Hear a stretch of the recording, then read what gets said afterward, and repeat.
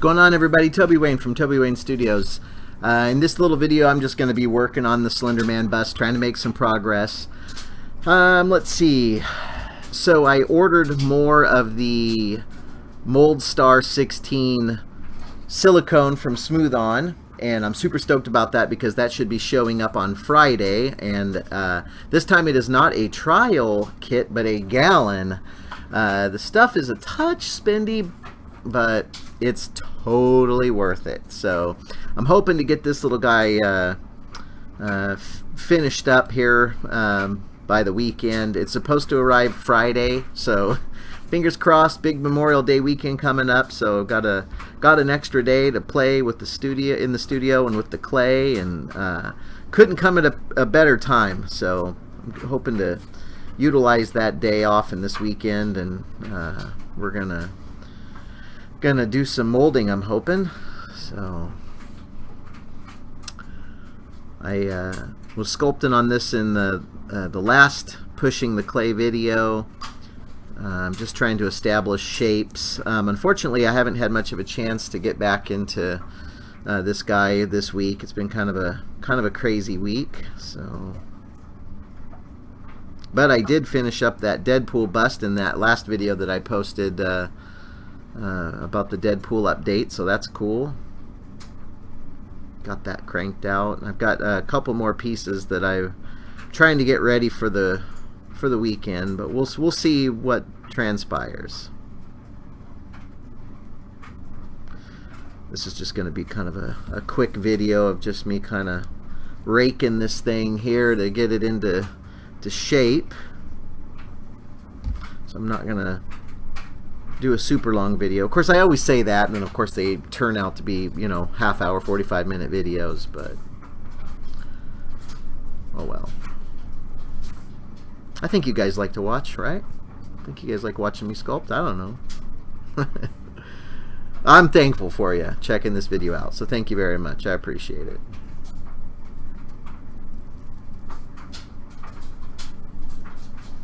Just like to go over this, hitting different angles with this rake, which I just posted a video just a few minutes ago about the rake and how to build one of these, and I wasn't kidding when I said it's quickly becoming one of my all-time favorites. I really like this tool. It's great. I had no idea. So I encourage you guys to check that video out as well, and then also if you guys are sculptors or, you know, interested in sculpting and you're looking for tools, that is a great one to check out because it kind of just gives you an idea of how to make one on the fly super cheap. So hope it helps, because it's really helped me. I actually got that got the insight to make that sculpting rake, this sculpting rake here, from a young lady named Shannon Van Pelt. She is a fellow sculptor, really sweet gal, very talented. I would encourage you to go check out her Instagram. I believe it's Shannon Van Pelt on Instagram. And then she also has a Twitch channel where she does sculpting as well. That's also Shannon Van Pelt at twitch.tv. So please go check her out, like and subscribe, follow her, because she's a very sweet gal and helped me out with kind of giving me the insights on what I need to do to get one of these rakes, and I will forever be grateful to her. So thank you, Shannon. Appreciate it. Thank you.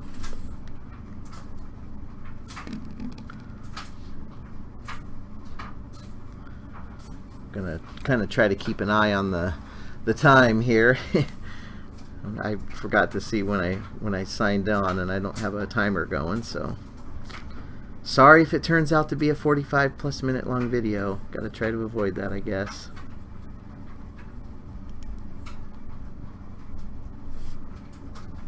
One of the things I found with this sculpting rake is it's really nice because it just leaves just the finest of details, knocks down the high spots. You can blend and shape and get all your everything that you're looking for. But then when you go to run your lighter fluid over it, it just buffs right out, and it's amazing. So you can actually really accomplish some really nice smooth surfaces on your clay, which is really awesome. I'm really excited for that. That's really going to help out. So nothing. It's very frustrating as a sculptor to spend so much time looking at your work but missing the obvious, if that makes any sense. Sometimes we're so focused and fine-tuned and focused on tunnel vision on one specific thing that we totally miss the obvious, that maybe the head's, you know, lopsided, or, you know, the lapel is crooked, or the base, you know, is shifted, the sculpt's shifted on the base. Very frustrating to do that. So you kind of have to just step away from the sculpt and just kind of step away from it for a little bit to kind of get your vision back, and come at it with a fresh set of eyes. That's just a good thing to do anyway. So hoping to get this thing molded up. It'll be pretty nice. I'm not sure the exact height of this thing, of the Slenderman bust. I'm thinking it's, oh, I don't know, maybe 5.5 inches tall, maybe. So that's a good size. I'm trying to keep my sculpts. I'm trying to go back to my smaller sculpts. I feel like I was in a much larger scale kick for a little while there, and I just kind of want to go back to offering smaller pieces for people that they can walk away from the table with something. So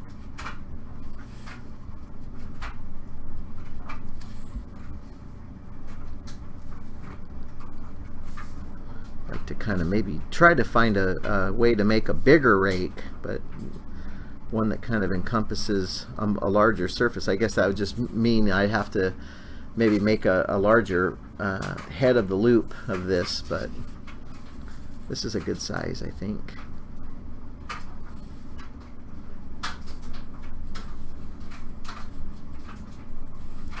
Not a whole lot going on today with this sculpt. I'm just trying to get some good shapes and get things fleshed. Most of it's fleshed out. I just want to try to notice how in some of these areas, like this is off a little bit, so just to kind of come back and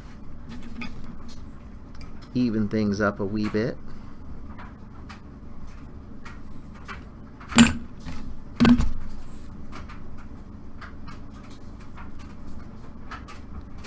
See how that sculpting rake just knocks down any of those spots, and you can actually go around in a like a circular motion as well. That I've seen other artists do a circular motion, and I believe I've heard other artists say that makes just for a much smoother finish by doing a circular blend rather than just a straight across. But I'm finding that I'm digging just the scraping motion.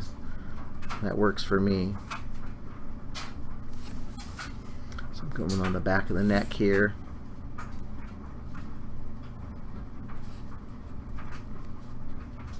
The drawback with these little tiny busts or the cameras, I can zoom in, but then it kind of gets a little fuzzy with the camera and the way that this webcam is set up. So I'm gonna just kind of trying to keep it at a proper distance where everything looks sharp. So hopefully this looks sharp for you all, and you can enjoy this sculpting video, as Hank Hill would say. The video.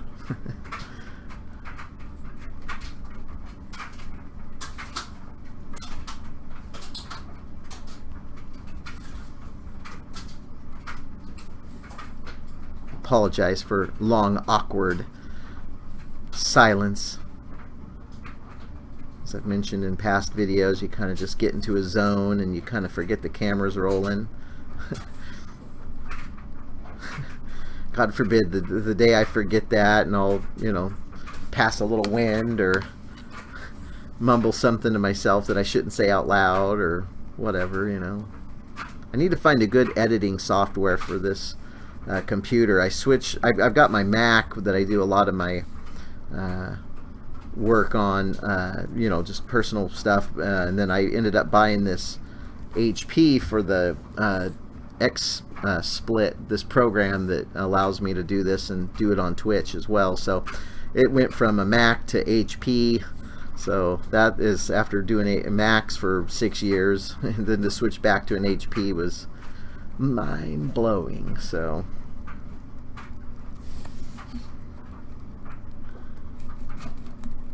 I've got to buy a decent editing software for this. So if anybody knows any decent editing software that I can purchase for this, I think my buddy David is the guy I should talk to as well. He might have. He gets the really nice editing stuff. It might be a little over my head. I have Final Cut Pro on my Mac, but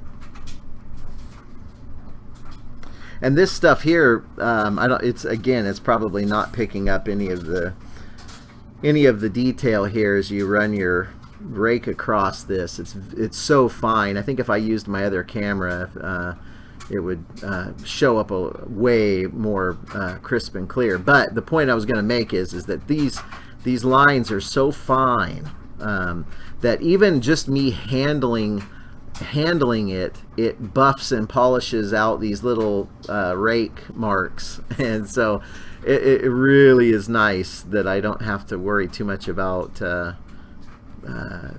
back and re-smoothing stuff over too much, I guess. So the constant handling of the sculpt is kind of doing it for me. So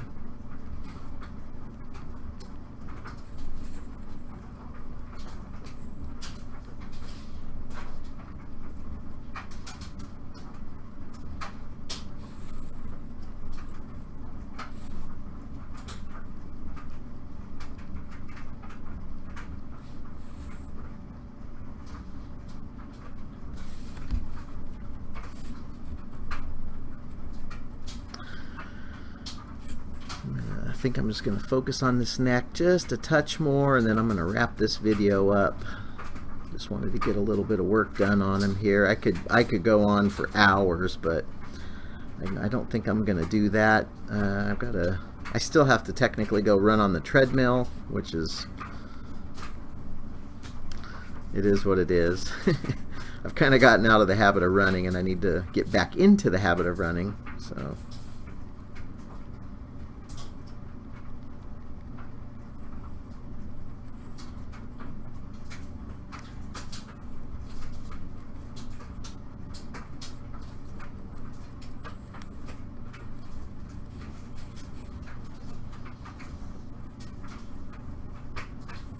that chin is an interesting angle.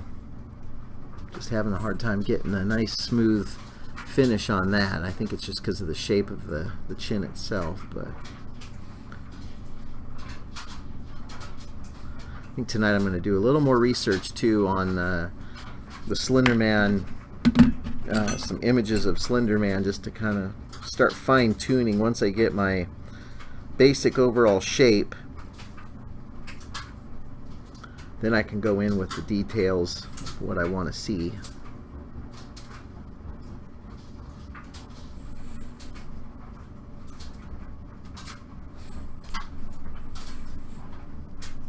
And for this one, I think I'm going to do just a one-part mold. I could do a two-part, but I'm just trying to decide on how I want to handle this as far as the molding process goes. Technically what I'll do is I'll probably just build a box, like a little cup around this, just a simple tube or a cup, and then what I'll do from there is once it's poured into the cup, then I'll probably, once it's cured, then I'll just take a knife and slit it up the back, and then I'll just peel it this way and pop it out. But if I did a two-part, it could eliminate potential problems here of the silicone rising up and catching bubbles here. Although I do a beauty coat, so that eliminates a lot of that. And also draw issue. If I did a two-part, it would be much better for draw. But the problem is then I'd have a seam line that goes from here all the way around the top and onto this side over here, and then I'd have to clean that up. The good news is with this sculpt, there's not going to be tons and tons of detail, or textures I should say. There's going to be details but not textures. I'm a texture guy. I like to have a lot of textures on my sculpts, which usually I'll go in on the suit and I'll press in, you know, cloth material to make that. But then that means that wherever I've got my seam, then I've got to try to go and repair that. If that seam line is off a little bit, then there's like a little bit of a stair step ledge, and then I have to go back and add or resculpt that area and repress it in. So this one I think I'm just going to kind of keep it pretty simple. I'm not going to put a whole bunch of detail on it. Although I will say I actually kind of like just these little scribe lines on the Slenderman here. That's kind of cool. Nice, cool little texture.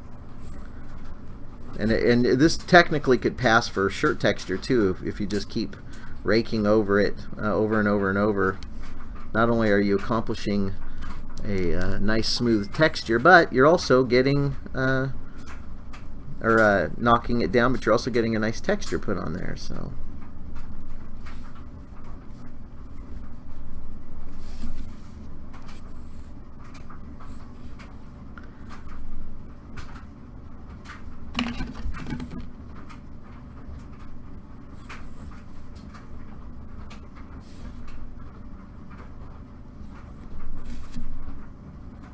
I've actually seen some guys when they do their sculpt where they'll actually make the head a separate cast, so that, and then it's kind of like a key lock system, a male and a female key lock, which and I think that just eases with the molding process, and but I think I will be okay with doing just a one part block. Plus that means if I do it in one piece, it'll be 30 minutes and that's it. I'll be able to just pull it right out of the mold once the 30-minute kicks, that's another amazing thing about the Mold Star 16. So anyway, I think I'm just going to go ahead and wrap this up. Did a little bit of time here sculpting on this. I hope this video helped people just kind of see kind of the processes of what's going on with this sculpt and kind of where I'm going with this. But so anyway, thank you guys so much. You can always check out TobyWayneStudios.com, also Instagram and Facebook, Toby Wayne Studios, and then also the Toby Wayne Show on Twitch.tv. Come on and join us live while I'm sculpting. And so yeah, so anyway, thank you guys so much for checking this video out, and I will catch you in the next video.